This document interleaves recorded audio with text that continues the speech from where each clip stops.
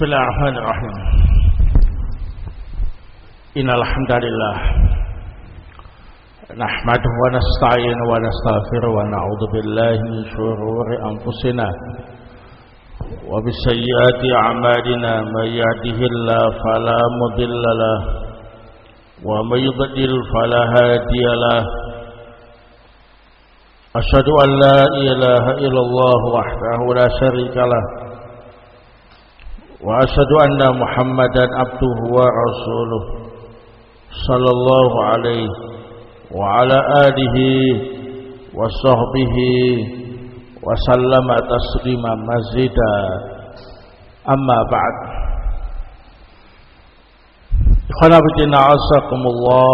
Alhamdulillah, kita bersyukur kepada Allah Subhanahu wa taala yang telah mempertemukan kita kembali di majelis taklim ini, tempat yang paling tenang, tempat yang diridhai oleh Allah Subhanahu wa taala. Sebuah kenikmatan yang besar yang wajib kita syukuri, dan semoga amalan kita dinilai sebagai amalan yang diridhai oleh Allah Subhanahu wa taala. Amin ya rabbal alamin. Ikhwan fillah azakumullah. Pada pertemuan kali ini akan kita lanjutkan kembali kajian Riyadhus Shalihin min kalami Sayyidil Mursalin, karya Imam An-Nawawi rahimahullah. Kita masih membahas beberapa hadis seputar larangan sombong dan membanggakan diri. Malam ini kita awali dari hadis yang ke-617. Qala al-Imam An-Nawawi rahimahullah wa anhu qala, juga diriwayatkan dari sahabat yang mulia Abu Hurairah radhiyallahu taala anhu. Beliau berkata, qala Rasulullah sallallahu alaihi wasallam, Rasul sallallahu alaihi wasallam bersabda, salasatun la yukallimuhumullahu yaumal qiyamah wa la yuzakkihim wa la yanzur ilaihim walahum adabun alim. Ada 3 golongan yang Allah tidak akan mengajak mereka bicara pada hari kiamat nanti karena murka, tidak membersihkan dosa mereka dan tidak mau melihat mereka, dan mereka akan mendapatkan azab yang pedih.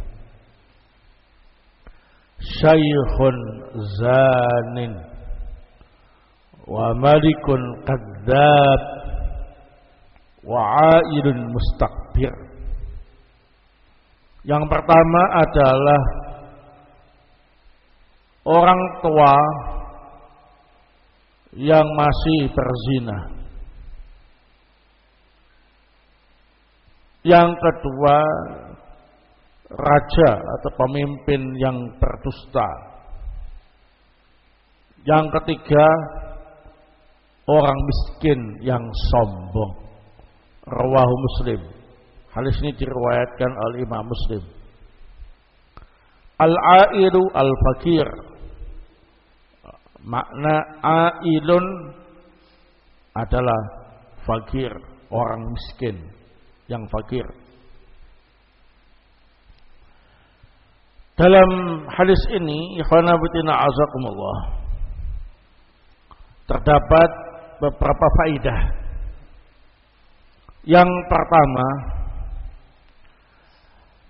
isbatul kalam lillahi azza wa jalla, menetapkan adanya sifat kalam bagi Allah azza wa jalla. Allah Ta'ala, Allah azza wa jalla berbicara. Naam, bukan yang bisu, tapi berbicara kapan saja Allah kehendaki, dengan pembicaraan apa saja Allah kehendaki. Ini merupakan keyakinan Ahlussunnah wal Jamaah. Yang kedua,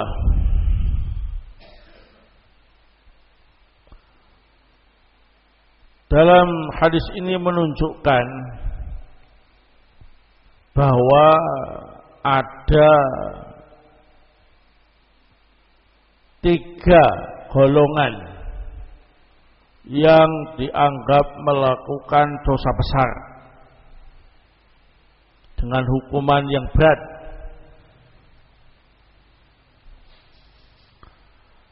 Yang pertama, Syekhun zanin, pak tua tapi masih suka zina. Berzina itu dosa besar.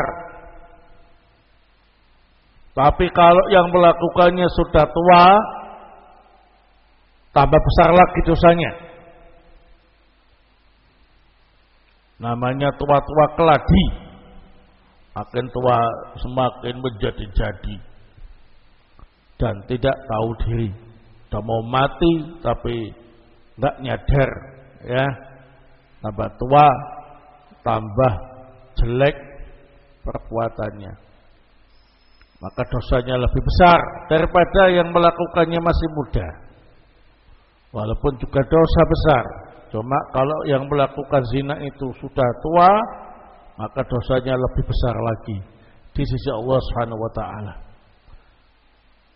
Yakni tidak diajak bicara oleh Allah dengan pembicaraan yang baik, tidak dibersihkan dosanya, tidak dilihat oleh Allah Subhanahu wa taala dan mendapatkan adab yang pedih.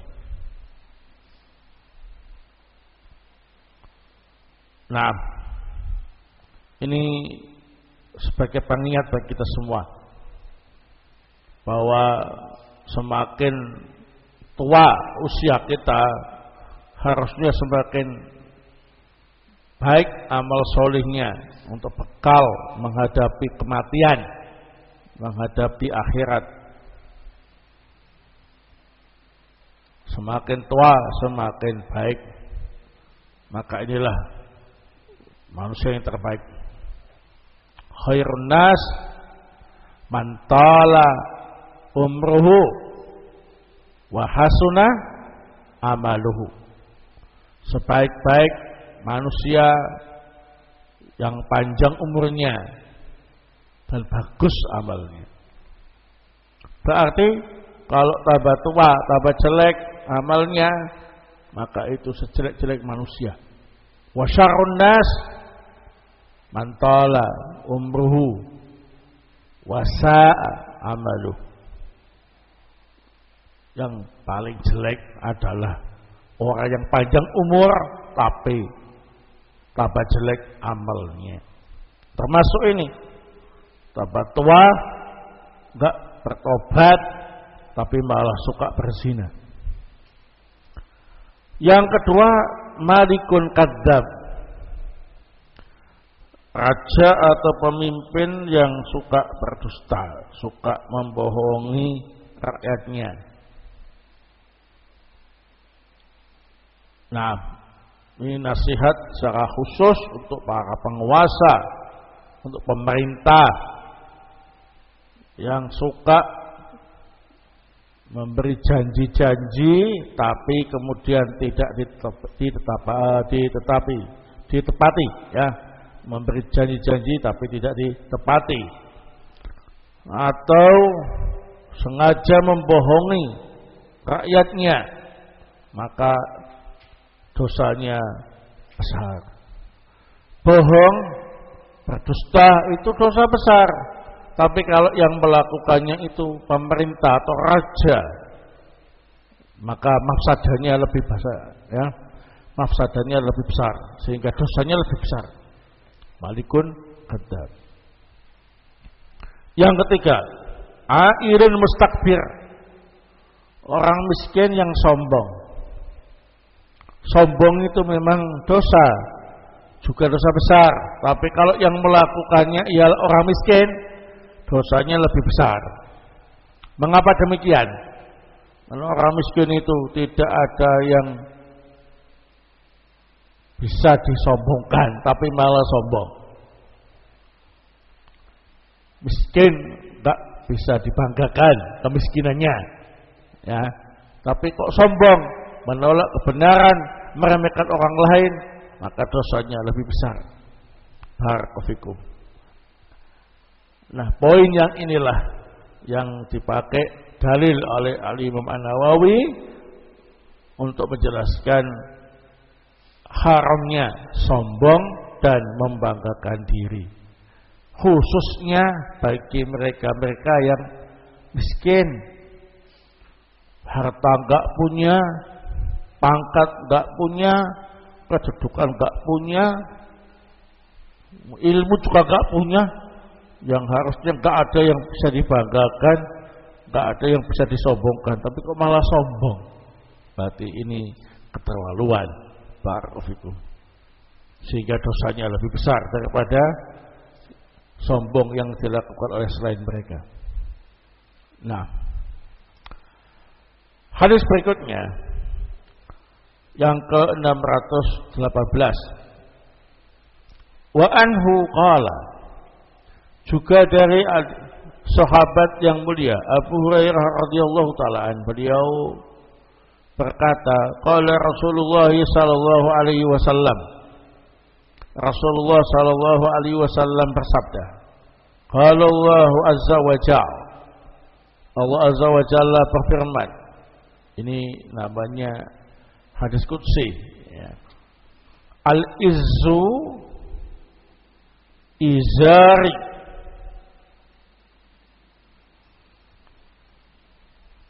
kekuatan dan kekuasaan adalah sarungku, bagaikan sarungku. Wal kibriya'u ridai, kesombongan itu bagaikan pakaian atasku. Famay yunazi'uni fi wahidin minhuma, barang siapa yang melepas salah satu pakaianku, faqad adzabtuhu, maka sungguh aku akan mengadabnya. Rawahu Muslim. Hadis ini diriwayatkan oleh Imam Muslim. Nah, dalam hadis ini fanabitina asakumullah, terdapat beberapa faedah yang bisa kita ambil. Yang pertama, bahwa kekuatan dan kekuasaan itu milik Allah Subhanahu wa taala. La haula wala quwata illa billah. Seorang hamba betapapun kuat fisiknya, kuat pengaruhnya, kuat kekuasaannya, semuanya itu pemberian dari Allah, dan lemah di hadapan Allah Subhanahu wa taala. Sehingga gak pantas bagi hamba untuk menyombongkan diri, karena hamba diciptakan dalam keadaan lemah. Wa khuliqal insanu dha'ifa. Manusia itu diciptakan dalam keadaan lemah. Kekuatan, kekuasaan, pengaruh yang kuat itu semuanya dari Allah Subhanahu wa taala. Nah, kemudian yang kedua, di sini menetapkan sifat al-kibriya bagi Allah Subhanahu wa taala. Bahwasanya Allah Subhanahu wa taala itu maha sombong, dan itu adalah haknya Allah. Karena Allah memiliki sesuatu yang layak untuk disombongkan, dan itu bukan sifat yang negatif bagi Allah Subhanahu wa taala. Justru itu menunjukkan kekuatan dan kekuasaan Allah Subhanahu wa taala yang berhak untuk menyombongkan diri di hadapan hamba-hambanya. Tidak ada yang mampu menandingi Allah, tidak ada yang setara dengan Allah Subhanahu wa taala. Apapun yang Allah kehendaki pasti terjadi. Apapun yang Allah inginkan pasti terjadi. Tidak ada satupun yang mampu menghalanginya. Barakallahu fikum. Maka barang siapa yang merasa kuat dan merasa kekuatan itu berasal dari dirinya, bukan dari Allah, atau dia sombong, maka seolah-olah telah melepas sifat-sifat yang Allah miliki dan dinisbahkan kepada dirinya. Maka ini menyebabkan Allah murka dan Allah telah mengancam, faqad adzabtu, sungguh aku akan mengadabnya. Nah, baik. Maksudnya dalam hadis ini sombong, merasa kuat, itu sifatnya Allah semua. Hamba enggak boleh ya merasa kuat dan sombong. Tapi kalau sampai merasa kuat dan sombong, sama saja dengan melepas salah satu sifat Allah kemudian dinisbahkan kepada diri hamba tadi. Maka Allah pun murka dengan tindakan hamba yang seperti itu. Barakallahu fikum. Ini menunjukkan bahwasanya sifat membanggakan diri, merasa kuat, dan sifat sombong termasuk dosa besar dan tidak boleh dilakukan oleh hamba. Nah,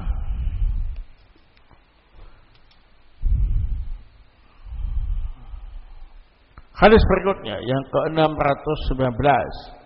Wa anhu anna Rasulullah sallallahu alaihi wasallam qala. Juga dari sahabat Abu Hurairah bahwa sungguhnya Rasulullah sallallahu alaihi wasallam bersabda, "Bainama rajulun yamshi fi hullatin tu'jibuhu nafsuhu, murajjilun ra'sahu, yakhtalu fi mishyatihi, id khasafallahu bihi, fahuwa yatajaljalu fil ardi ila yaumil qiyamah." Muttafaqun alaih. Suatu ketika ada seorang laki-laki yang berjalan mengenakan baju yang membuat dia mengagumi dirinya. Rambutnya disisir rapi. Dia sombong ketika berjalan.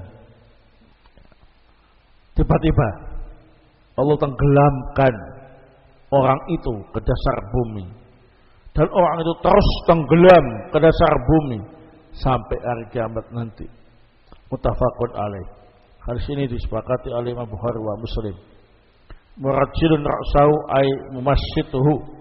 Makna murajjilun ra'sahu artinya menyisir rambut kepalanya.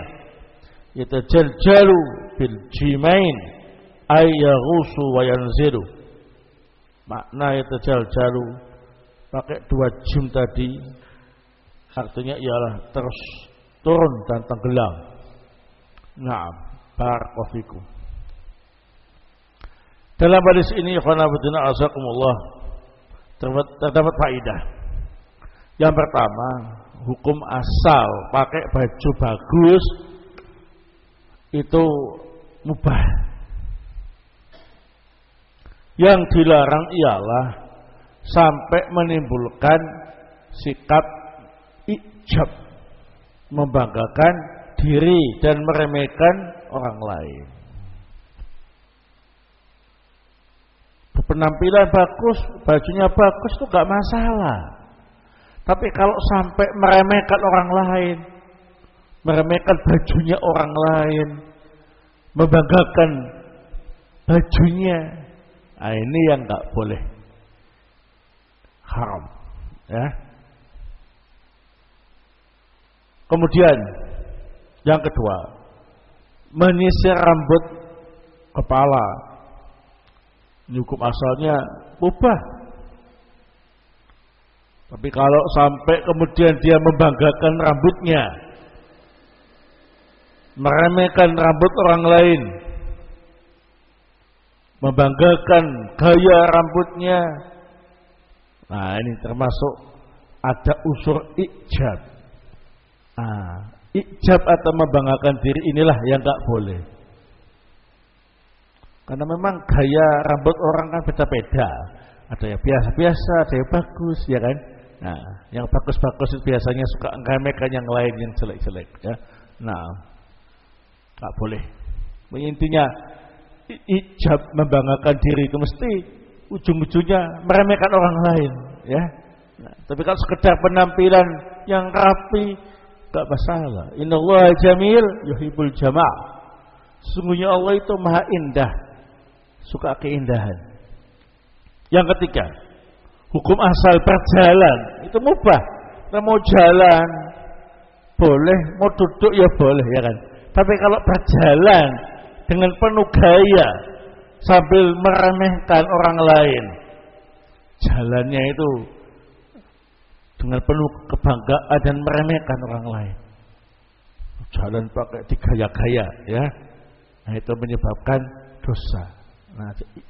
Nah, di sini dalam hadis ini, ikhwan fillah azakumullah, Allah Subhanahu wa taala memberi peringatan. Saat itu ada seorang laki-laki yang pakai baju bagus, sisiran rambutnya bagus, tapi ternyata dia membanggakan dirinya tadi dan meremehkan orang lain serta sombong dalam berjalan. Ternyata Allah azab, ya, ditenggelamkan ke dasar bumi. Barakallahu. Nah, di sini ikhwan fillah azakumullah, apakah nanti ketika di akhirat orang tadi juga diadab di neraka? Jawabannya na'am. Jadi apa yang dialami oleh manusia berupa hukuman-hukuman yang Allah berikan itu adalah salah satu bagian dari adab, ya, yang diberikan kepada hamba tadi. Tidak kemudian menghilangkan adabnya di hari kiamat nanti di neraka. Barakallahu. Insyaallah, ya.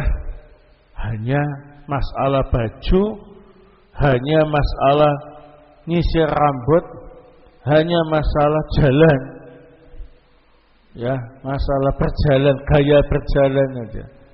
Adabnya seperti ini. Bagaimana kalau sombongannya dalam masalah-masalah yang lain? Nah, lebih besar lagi dosanya. Barakallahu. Baik, hadis berikutnya yang ke-620. Wa an Salamata bin Aqwa radhiyallahu anhu qala, dari sahabat yang mulia Salamah ibnul Aqwa, semoga Allah taala meridhoinya, beliau berkata, qala Rasulullah sallallahu alaihi wasallam, Rasul sallallahu alaihi wasallam bersabda, la yazalu rajulu yadhhabu bi nafsihi hatta yuktaba fil jabbarin. Seorang itu semakin terus-menerus membanggakan dan menyombongkan dirinya, maka dia akan ditulis sebagai orang-orang yang sombong. Fayusibahu ma'asabahum, dan akan menimpa kepadanya apa yang menimpa orang-orang yang sombong. Rawahu At-Tirmidzi wa qala haditsun hasan. Hadis ini diriwayatkan oleh At-Tirmidzi dan beliau menilai hadis ini hasan. Yadhabu bi nafsi ay yartafi'u wa yatakabbar. Makna yadhabu bi nafsi ialah membanggakan dan menyombongkan diri. Nah, hadis ini dhaif. Didhaifkan oleh Syalbani dalam Dhaif At-Tirmidzi. Karena dalam sanadnya terdapat rawi yang bernama Umar ibnu Rashid al-Yamami. Umar ibnu Rashid al-Yamami.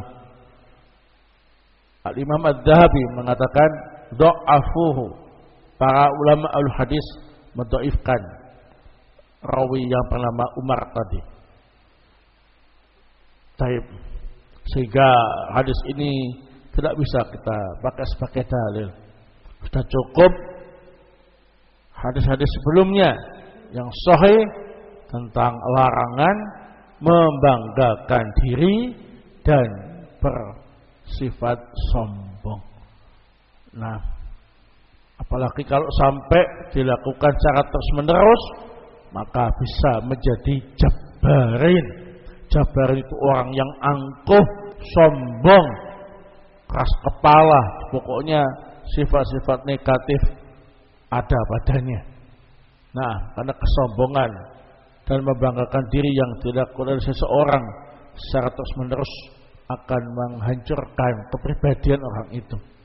Yang asalnya lembut jadi kasar, yang asalnya penyayang jadi kejam, yang asalnya penurut jadi pembangkang, dan terus-menerus seperti itu. Wal iyadu billah. Barakallahu fikum. Selanjutnya kita masuk bab yang ke-73.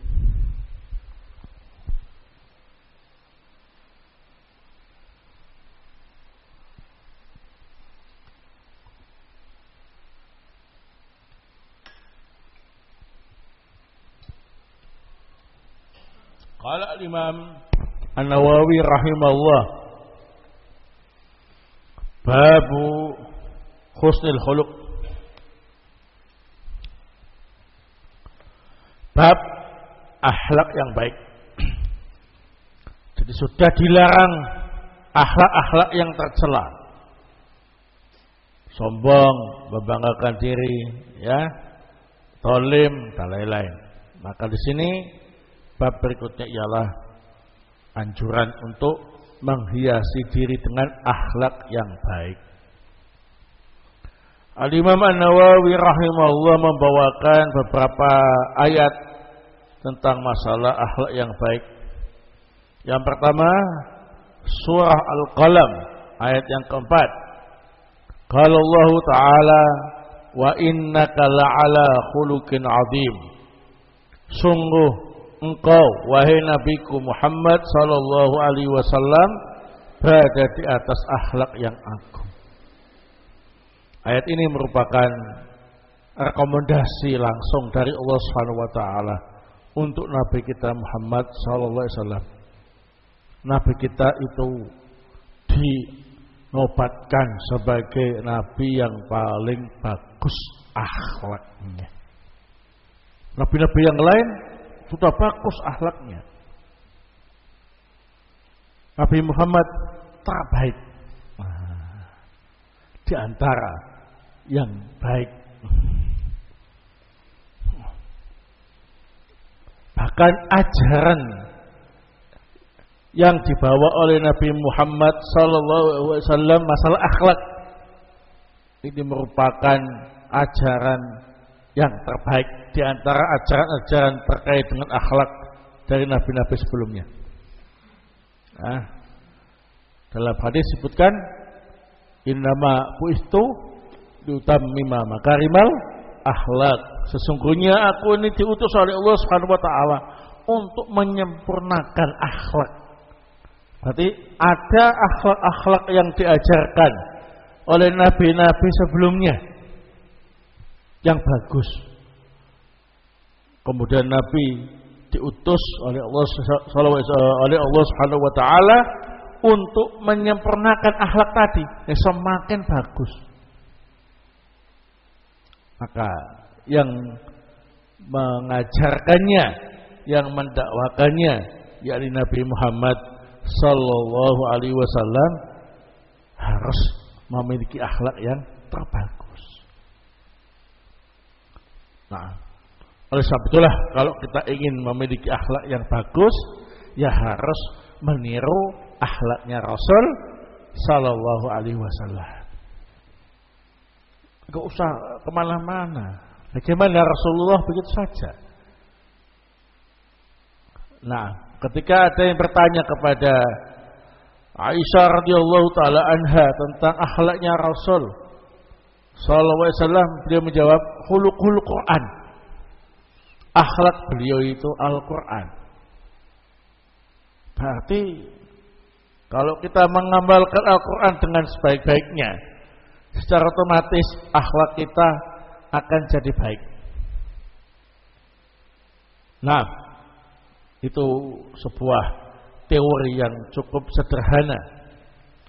Pelajarilah Al-Quran, amalkan Al-Quran. Nah, maka akhlak Anda akan seperti Al-Quran akhlaknya, ya. Dan itu adalah akhlaknya Rasul sallallahu alaihi wasallam. Itulah sebabnya dalam Al-Quran itu sebagian ayat-ayatnya di samping membahas masalah akidah juga banyak tentang apa ini? Akhlak-akhlak yang baik. Wa qala ta'ala, Allah Ta'ala berfirman, ini dalil yang kedua, surah Ali Imran ayat 134. Wal qadiminal ghaidha, orang-orang yang bisa menahan amarah ketika mampu melampiaskannya. Wal 'afina 'anil nas, dan orang-orang yang mau memaafkan kesalahan orang lain. Wallahu yuhibbul muhsinin, maka Allah Ta'ala mencintai orang-orang yang berbuat baik tadi. Di sini dicontohkan di antara akhlak yang baik itu adalah menahan amarah di saat kita mampu untuk melampiaskannya. Kalau nahan amarah karena takut gak mampu melampiaskannya, maka masih belum dikatakan akhlak yang baik. Itu marah tapi gak berani melampiaskan. Kenapa? Lawannya lebih besar, lebih kuat, lebih berkuasa, ya kan? Nah, masih belum dikatakan bagus akhlaknya. Kenapa? Karena ketika dia mampu nanti, kemungkinan dia akan balas dendam. Ya, nah, gitu. Tapi kalau dia itu punya kedudukan, punya kekuasaan, punya kekuatan fisik, terus dia marah kepada seseorang dalam perkara pribadi, tapi dia mampu untuk menahannya, enggak melampiaskannya, maka inilah akhlak yang baik. Insyaallah, ya. Nah, seandainya dia mau melampiaskan, sudah dimakan orang itu, ya. Nah, kecil kok, ya. Nah, tinggal makan. Tapi tidak dilakukan. Suami itu kan pemimpin keluarga, marah sama istrinya, ya. Secara hitungan, secara logika, ya, fisik ya menang suami, ya kan. Tapi suaminya dia enggak melampiaskan kemarahannya. Ini akhlaknya baik. Nah, ya, akhlaknya baik. Bapak terhadap anaknya, nah gitu. Masalah pribadi, masalah bukan masalah mendidik, ya. Nah, punya emosi lah, gitu. Ada urusan di luar, anaknya jadi pelampiasan, gitu. Nah, seandainya dia saat itu menahan emosinya, maka akhlaknya bagus. Ini contoh-contohnya jelas, ya. Kemudian contoh yang kedua dalam ayat ini, wal 'afina 'anil nas, mau memaafkan kesalahan orang lain terkait dengan dirinya, pribadi, ya. Nah, memaafkan, tidak disimpan dan tidak dendam, ya. Tidak membalasnya, memaafkan. Insyaallah sikap memaafkan kesalahan orang lain itu hanya bisa dilakukan oleh para ksatria yang bersih hatinya dari dendam, dari kotoran-kotoran syaitan terkait dengan emosi pribadi. Orang itu sudah mengecewakannya, sudah merugikan dirinya, melakukan tindakan-tindakan yang memalukannya, tapi ternyata dia ngaku salah, terus minta maaf, ya. Nah, terus kita maafkan, insyaallah lapang dada, maafkan. Enggak kita balas, maka ini akhlak yang baik. Nah, akhlak yang baik. Dua contoh akhlak ini dianggap ciri orang yang ihsan, orang yang bagus dalam bermuamalah dengan manusia. Kalau dua akhlak ini dimiliki oleh seseorang, insya Allah akhlak-akhlak yang lain dia miliki. Tapi kalau enggak, yang lainnya enggak. Buktikan saja. Dia pemarah, dikit-dikit marah, apalagi sama istrinya, apalagi sama anaknya, dia malah pemberani, penelawannya enggak imbang. Ya,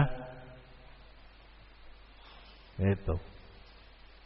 Yang lawannya seimbang saja, dia berani marah, melampiaskan amarahnya. Apalagi lawannya enggak imbang, dia malah lebih berani. Istrinya ditampar, istrinya dibanting, anaknya juga begitu, digantung, banting, tendang, semacam-macam. Perhatikan orang ini dalam hal yang lain pasti jelek akhlaknya. Walaupun dia ya tebar pesona atau pura-pura mengemas, jaga image, akan ketahuan. Mari kita belajar ya, nahan emosi dan amarah. Apalagi kita dalam kondisi mampu melampiaskannya. Ingat, mampu melampiaskan ya, tapi enggak dilampiaskan. Yang kedua, suka memaafkan, tidak mendendam.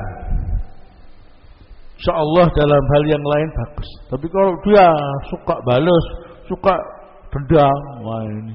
Apalagi kalau dia ada kesempatan balas, kamu dulu mukul saya, ketika saya masih kurus, kamu gemuk.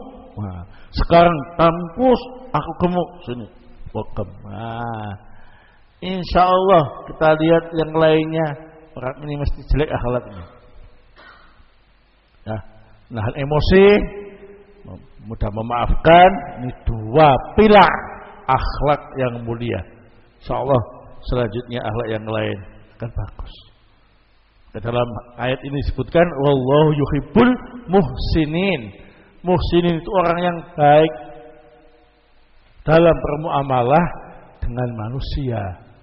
Dan di sini dicontohkan dua akhlak tadi. Berarti dalam yang lainnya, perkara-perkara yang lain insyaallah baik. Membantu, lemah lembut, ya mestilah enggak suka marah, bisa menahan emosi, mesti orangnya lemah lembut ya kan, dermawan, baik sama orang, yang mesti dia itu didolimi, memaafkan, ya, dirugikan, memaafkan, enggak balas, mesti dalam yang lain akan apa ini? Bagus. Nah ini latihan akhlak yang baik di dua jenis akhlak ini, ya. Butuh latihan, apalagi yang punya watak-watak dasar temperamental ini ya. Nah, temperamen udah tersinggung ya. Nah, apalagi punya darah tinggi juga. Nah, ini mudah pusing. Nah, ini butuh latihan.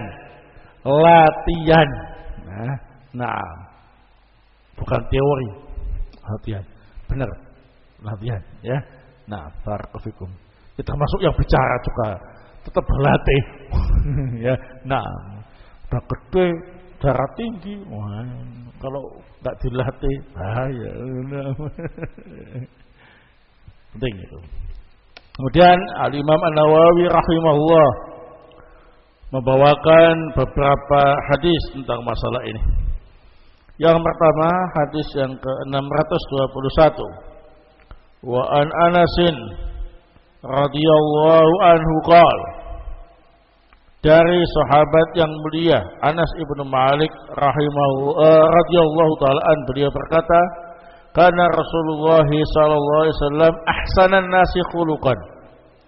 Rasul sallallahu alaihi wasallam itu adalah orang yang paling bagus akhlaknya. Tafaqul alaih. Ini persaksian dari Anas ibnu Malik yang sejak kecil ikut membantu di rumah Rasul untuk memenuhi kebutuhan Rasul sehari-hari sesuai dengan kemampuan Anas saat itu, sehingga tahu jeruannya Rasul. Nah, gitu ya. Tahu bagaimana Rasulullah di dalam rumahnya. Nah, orang itu kalau di luar kan gak kelihatan, kayaknya kok baik ya, senyum, ramah. Nah, itu belum tentu di dalam rumahnya seperti itu ya. Nah, kalau pengen tahu baiknya orang itu ya, di dalam rumahnya ya. Nah, kalau kita nggak punya hubungan apa-apa, nggak mungkin bisa mengorek ya. Tapi kalau yang di dalam itu yang tahu. Kalau istrinya bilang suami saya baik, anaknya bilang Abi itu orang baik. Nah, tapi bukan karena takut ya. Polos murni ngomong, insyaallah baik ya. Nah, karena mereka tahu kebiasaannya ya, bangun tidur marah-marah enggak gitu ya. Nah, kalau lagi lapar marah enggak gitu ya.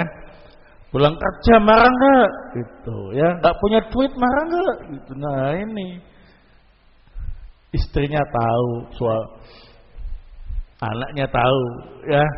Nah, itu ukuran akhlaknya baik atau tidak dilihat dari situ. Anas ibnu Malik tahu bagaimana Rasulullah dalam rumahnya tadi, mempersaksikan bahwa Rasul itu manusia yang terbaik akhlak. Jelas sudah, tidak ada yang membantah, bila raib, tanpa diragukan lagi, sesuai dengan apa yang disampaikan dalam Al-Quran. Wa innaka la'ala khuluqin azim. Baik.